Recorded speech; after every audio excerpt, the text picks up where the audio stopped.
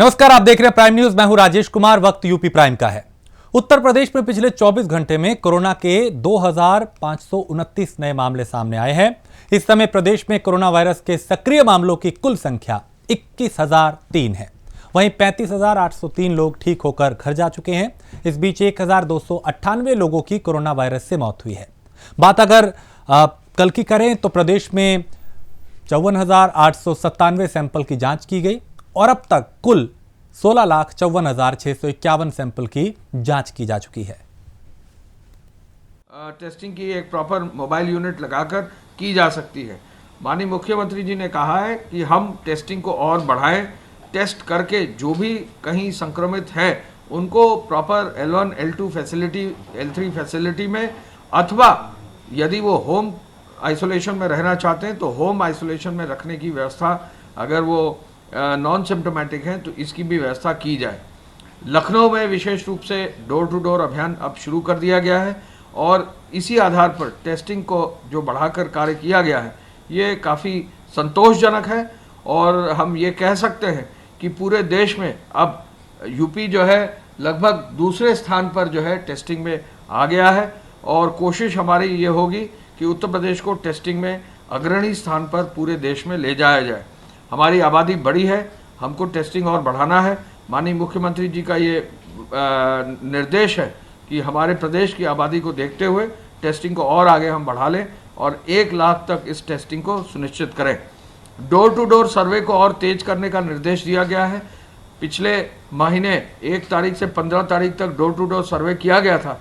अब ये निर्देश दिए गए हैं कि डोर टू डोर एक सतत प्रक्रिया होगी। जहाँ भी कंटेनमेंट जोन होगा वहाँ हर हफ्ते जो है टेस्टिंग की जाएगी और वहाँ प्रोत्साहित लोगों को किया जाएगा कि वो सामने आए और अपनी टेस्टिंग कराकर यदि कोई संक्रमण है तो उसका जो है तुरंत उपचार हो।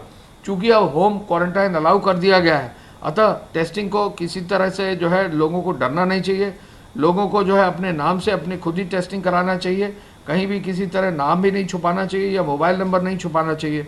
कोशिश ये करनी चाहिए कि टेस्टिंग कराकर, सही रूप से कराकर, आइडेंटिफाई कराकर यदि वो टेस्ट पॉजिटिव पाए जाते हैं तो प्रॉपर अपना समुचित इलाज लें।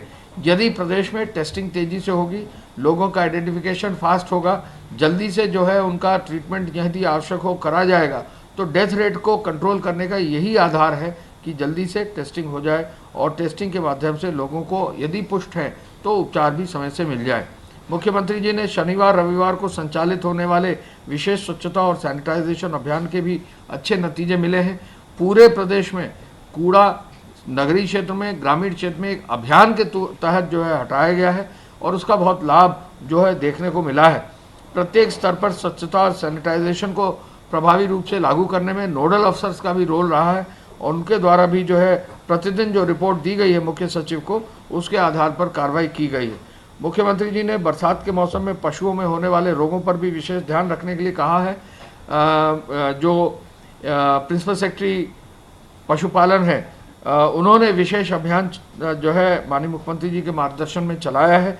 हर जनपद में पशुपालन विभाग का भी एक अधिकारी, अलग से नोडल अधिकारी गया है गौ आश्रय स्थलों का निरीक्षण करने। कहीं भी गौ आश्रय स्थल में किसी भी गौवंश को कठिनाई ना हो, कहीं भी जो है देखरेख में दिक्कत ना हो, दवा भी समय से उनको लग जाए, टीके लग जाए और हरे चारे की व्यवस्था हो जाए, ये निर्देश दिया है। बाढ़ प्रभावित क्षेत्रों में जहां जल प्लावन ज़्यादा है वहां पर विशेष रूप से नज़र रखने का निर्देश दिया गया है। जहां पर भी जल जमाव है वहां बाढ़ चौकियों को एक्टिवेट करने, कंट्रोल रूम जिले स्तर पर चालू करने और बाढ़ चौकियों में यदि कोई लोग राहत के लिए आए हैं तो प्रतिदिन उनको राहत दिलाने की व्यवस्था का भी निर्देश दिया गया है। माननीय मुख्यमंत्री जी ने बाढ़ के संबंध में ये भी कहा है कि नज़र जो है रखी जाए। ACS रेवेन्यू साहब ने बताया है कि दिन में 4 बार जो है बाढ़ और जो जल स्तर है और नदियों का स्तर है उसकी मॉनिटरिंग की जा रही है और कहीं भी किसी भी जनपद में कहीं कोई अगर कठिनाई और संवेदनशीलता है तो तुरंत एक्शन लिया जा रहा है। अब तक 3,03,771 लोगों को नामजद करते हुए 1,39,000 FIR दर्ज कर दी गई हैं। 64,600 से अधिक वाहन सीज करते हुए 50 करोड़ 85 लाख रुपया जो है जमा करा दिया गया है। 3,37,000 वाहनों के परमिट आवश्यक सेवाओं के लिए किए गए हैं। कालाबाजारी और जमाखोरी में 761 मुकदमे दर्ज किए गए हैं। फेक न्यूज़ के 1925 मामले जो है दर्ज किए गए हैं। फेसबुक, ट्विटर और अन्य मामलों में भी जो है कार्रवाई की गई है। हॉटस्पॉट्स की संख्या बढ़ी है।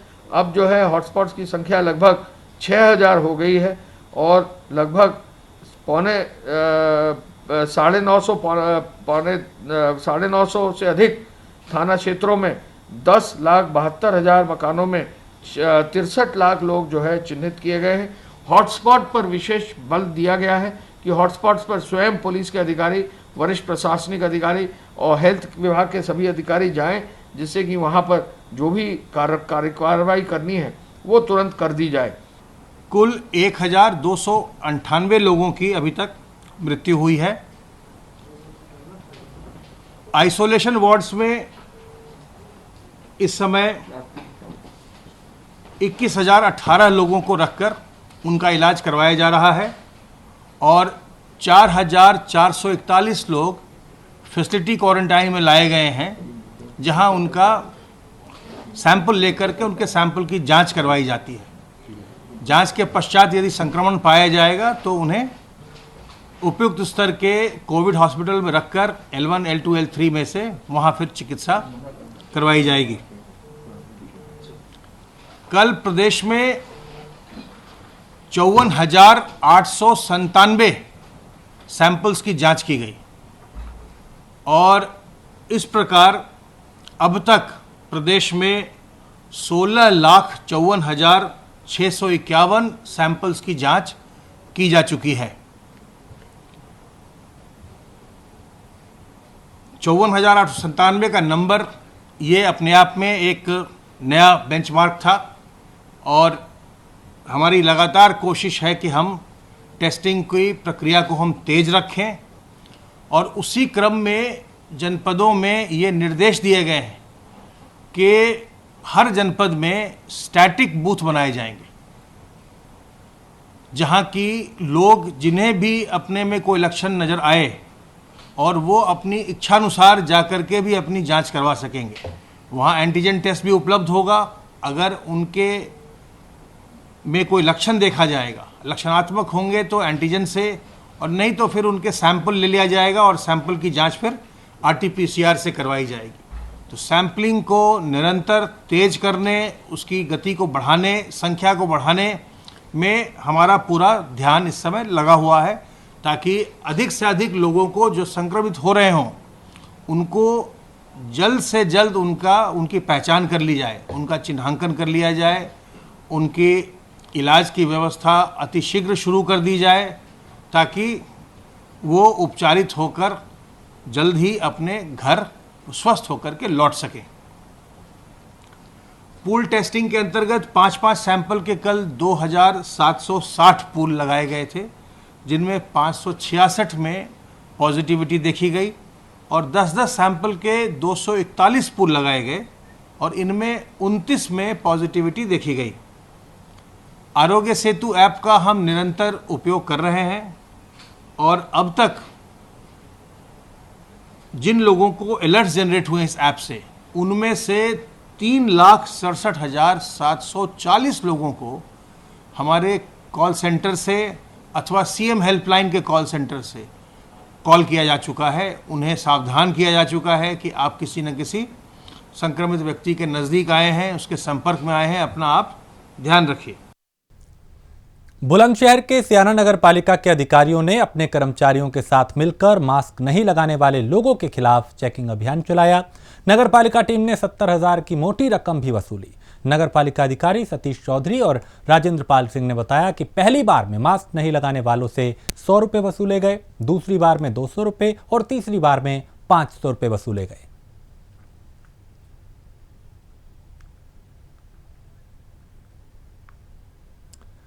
गोंडा में बारिश के कारण जहां नदियां लगातार उफान पर हैं, जलस्तर बढ़ा हुआ है, वहीं तालाब और नाले भी उफान पर हैं। तालाब और नालों के उफान ने आसपास के गांव और घरों में पानी भर गया। इस वजह से इनके उफान से पुलिया और सड़क भी कट चुकी है। इससे कई गांवों का जो आवागमन है वो बाधित हो गया है। मानसून आते ही जहां नदियों का जलस्तर बढ़ा हुआ है, तो वहीं हजारों क्यूसेक पानी छोड़े जाने के बाद में घाघरा भी पूरे उफान पर है। घाघरा का जलस्तर लगातार बढ़ जा रहा है। वहीं पर जो छोटी छोटी नदियां हैं और नाले हैं वह पूरे उफान पर हैं। इस समय हम मौजूद हैं गोंडा के छिटनापुर गांव में, जहां पर टेढ़ी नदी से जोड़ने वाला एक नाला है, जिस नाले पर जो सड़क बनी हुई पूरी तरीके से कट चुकी है। उस पार लगभग दर्जनों गांव हैं जिनका संपर्क मार्ग यही है, लेकिन टूट गया। आप साफ तौर से देख सकते हैं किस प्रकार जो है नाला है यह सड़क को तोड़कर बह रहा है। आने जाने का यही एक मुख्य मार्ग है। दर्जनों गाँव का जो है रास्ता कट गया है। इसी रास्ते से मजबूर होकर ग्रामीण जो है आने जाने के लिए मजबूर हैं।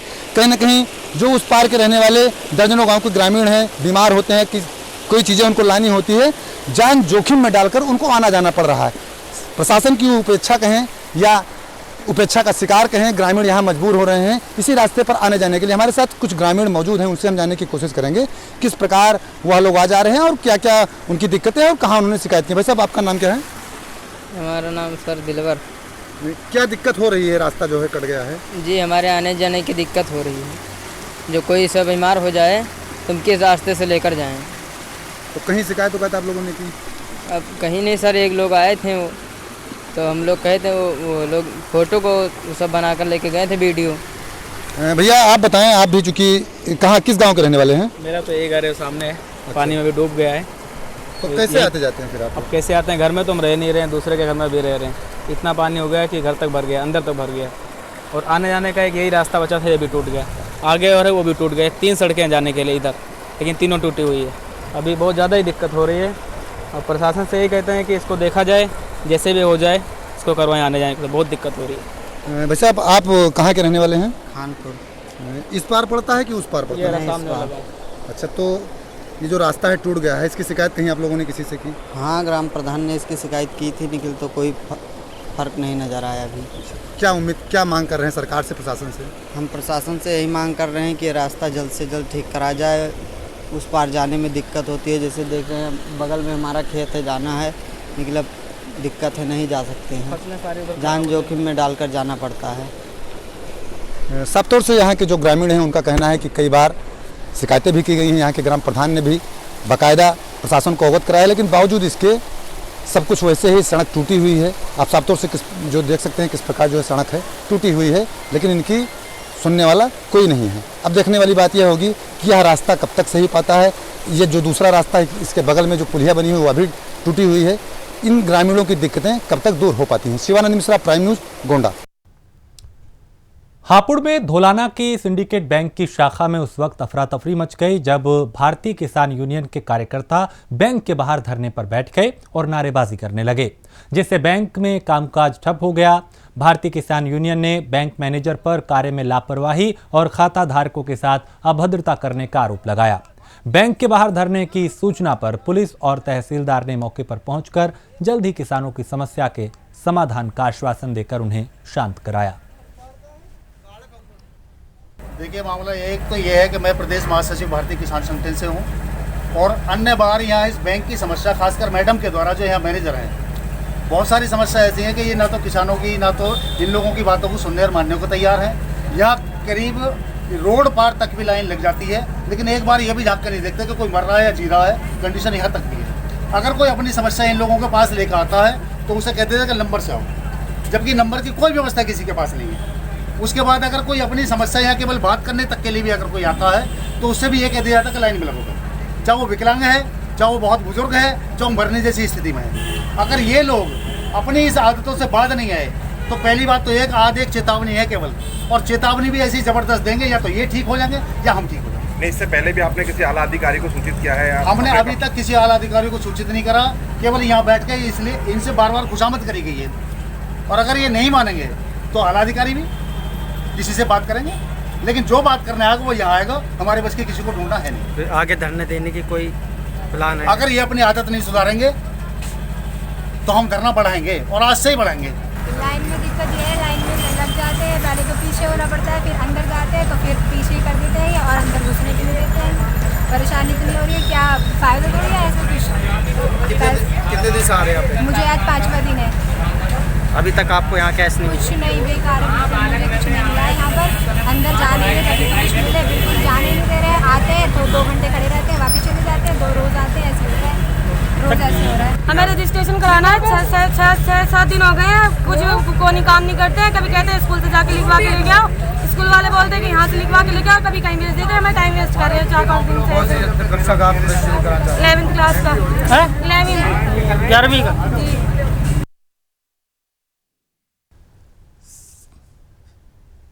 सीतापुर के लहरपुर थाने में तैनात कोतवाल ओपी राय ट्रैक्टर पर सवार होकर एक शिकायत का निस्तारण करने निकल पड़े और शिकायत का समाधान किया। बताया जा रहा है कि कोतवाल ओपी राय को रतौली गांव में फोन पर मारपीट की शिकायत मिली थी, लेकिन बाढ़ प्रभावित इलाका होने के चलते इलाके में पानी भरा है, जिसके चलते कोतवाल को ट्रैक्टर का सहारा लेना पड़ा।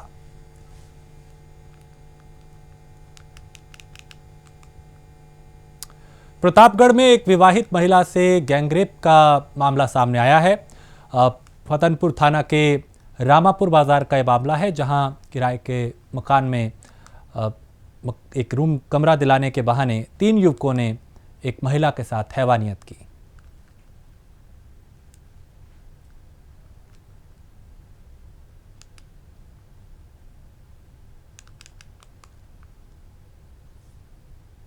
मुरादाबाद के मंगलापुरा थाना क्षेत्र के लालबाग चौकी पर उस वक्त हड़कंप मच गया जब 2 पक्षों में मामूली विवाद इतना बढ़ गया कि दोनों ही पक्षों ने एक दूसरे पर जमकर पथराव शुरू कर दिया। जानकारी चौकी पर मौजूद पुलिस कर्मचारी ने कंट्रोल रूम को दी, जिसके बाद मौके पर भारी संख्या में पुलिस बल को तैनात किया गया।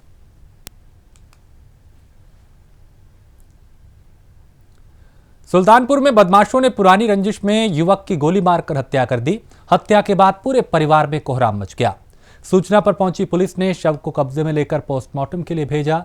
जांच शुरू कर दी और हत्यारों की तलाश की जा रही है।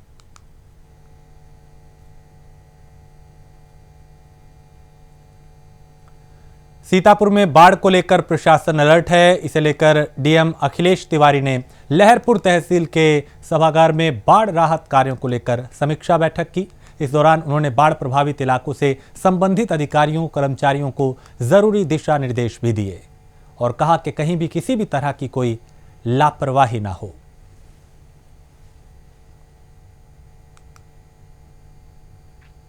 ग्रेटर नोएडा में बिजली आपूर्ति कर रही नोएडा पावर कंपनी लिमिटेड और पूर्व में विकास प्राधिकरण में तैनात रहे अफसरों की मिलीभगत का एक और नमूना सामने आया।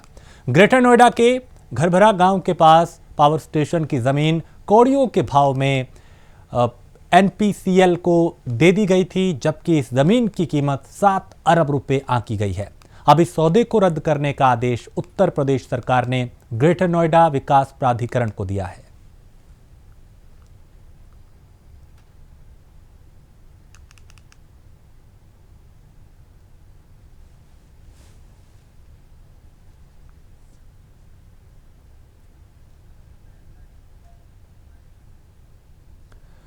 अयोध्या में राम मंदिर निर्माण की तैयारियां तेज हो गई हैं। अयोध्या में तराशे गए पत्थरों को लेकर हमारे संवाददाता ने मौके पर पहुंचकर हालात का जायजा लिया। 90 की दशक में स्थापित की गई ये कार्यशाला, जहां भगवान राम के मंदिर में लगने वाले पत्थरों को पिछले 30 वर्षों से तराशा जा रहा है। आपको ये परिचित तो मैं ये बता दूं कि ये वो पिलर हैं, ये पिलर उन 106 पिलरों में से एक है जो मंदिर में लगाया जाएगा। ये खाली स्थान जो देख रहे हैं, इस पर अन्नू भाई सोमपुरा ने जो बताया, जो यहाँ का सुपरविजन कर रहे हैं पिछले 30 वर्षों से, कि यहाँ भगवान की कृतियाँ उकेरी जाएंगी और वो कृतियाँ लगभग इसी तरह की होंगी। आप देख सकते हैं एक खंभे में, एक पिलर में ये उकेरी भी गई हैं। ये आप देख सकते हैं ये चित्र बने हुए हैं भगवान के तमाम देवी देवताओं के, इसी तरह से वो चित्र उकेरे जाएंगे। कि ये वो प्रस्तावित मॉडल था पूर्व का, जो विहिप ने जिसका प्रस्ताव किया था। आप ये देख सकते हैं ये वही मॉडल है जो पहले प्रस्तावित था, जिसमें मात्र 2 मंडप बनाने के और पिछले शिखर में पिछली जो बड़ी चोटी थी उसमें गर्भगृह बनाने की बात थी। इस मॉडल में अब परिवर्तन किया गया है। 2 मंडप की जगह अब इसमें 5 मंडप होंगे। इसके साथ ही एक सत्संग हॉल भी बनाने की बात चल रही है, जो इतना दिव्य और भव्य होगा कि एक साथ लगभग उसमें 50,000 लोगों के बैठने की व्यवस्था होगी। तो यही वो मॉडल है जो प्रस्तावित था और इसी का स्वरूप बदलकर, क्योंकि ये आयताकार था, इसे कुर्सीकार किया गया और इसकी ऊंचाई जो 128 फीट थी उसको 161 फीट किया गया और इसके क्षेत्रफल में भी परिवर्तन किया गया। और ये जो चित्र है ये मैं आपको दिखाना चाहूँगा। आज इनकी पुण्यतिथि भी है। ये हैं महंत श्री रामचंद्र दास जी परमहंस। ये राम मंदिर के आंदोलन में इनकी बहुत ही अग्रणीय भूमिका थी और आज इनकी पुण्यतिथि भी है।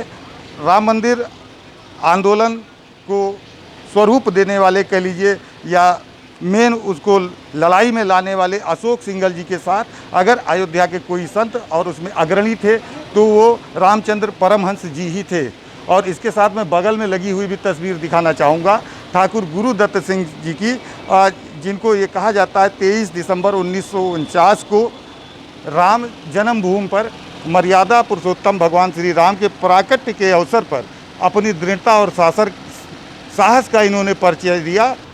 और इसी के साथ मैं आपको ये दिखाना चाहूँगा, यहाँ बहुत सारी तस्वीरें लगी हुई हैं और आप एक शुरू से आखिरी तक ये देखते जाइए कि किस तरह से आज़ादी के पहले जब बादशाहियत का दौर था उस समय से लोगों ने राम मंदिर आंदोलन शुरू किया और धीरे धीरे करके आज 9 नवंबर को सुप्रीम कोर्ट के फैसले के बाद ये तय हो पाया कि वहाँ राम जन्मभूमि ही थी, है और आगे भी रहेगी। और अब वहाँ 5 अगस्त को प्रधानमंत्री नरेंद्र मोदी आकर मंदिर की नींव रखेंगे और धीरे धीरे लगभग 3 वर्षों में मंदिर अपना आकार लेने लगेगा। सुप्रीम कोर्ट ने 9 नवंबर 2020 को जब अपना फैसला दिया उसके बाद राम मंदिर का बनने का मार्ग प्रशस्त हो गया और जिन लोगों ने भी अपनी कुर्बानियाँ दी, अपने बलिदान दिए, अब वो सार्थक हो गया।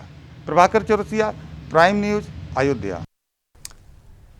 और इसी के साथ इस बुलेटिन में इतना ही। देश प्रदेश की बाकी खबरों के लिए आप देखते रहिए प्राइम न्यूज़।